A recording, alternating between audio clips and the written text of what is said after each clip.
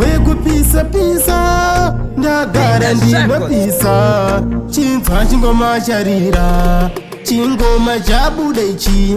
ichopushwa nanomara DJ Sigabi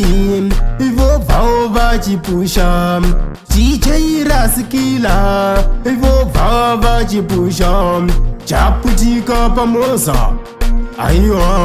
sasaisa tarisa ndiri pasiteji nechijambisa mafanzi tarisa ndiri pasiteji nechiimbira mabosi tabuda lefore kudhomoka ndakushandidzana nemudzimu handichashandine chiramu chonditorera rangu jemu ndabuda lefore kudhomoka ndakushandidzana nemudzimu handichashandine chiramu chonditorera rangu jemu ndini ndiri kupisa ngoma dzangu dzinopisa vese vandisimbisa vanzwa ngoma kutapira ndotoda ane mukonyo ndienda naye pasiteji nemutorera mafanzi nekuti ndine zivoisi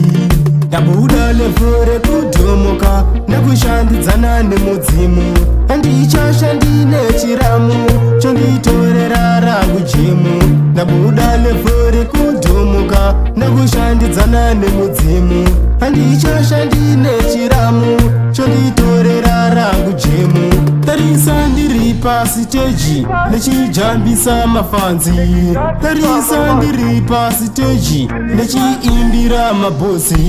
tarisa madumbu mudenga ndakujambisa mangamula tarisa madumbu mudenga ndakujambisa mabozida ndabuda lefore kudhomoka nekushandidzana nemudzimu handichashandine chiramu chonditorera rangu jemu ndabuda lefore kudhomoka nekushandidzana nemudzimu handichashandine chiramu chonditorera rangu jemu ndini ndiri kupisa ngoma dzangu dzinopisa vese vandisimbisa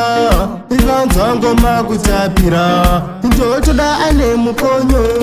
ndienda naye pasiteji nemutorera mafanzi nekuti ndine zivoisi ndabuda lefore kudhomoka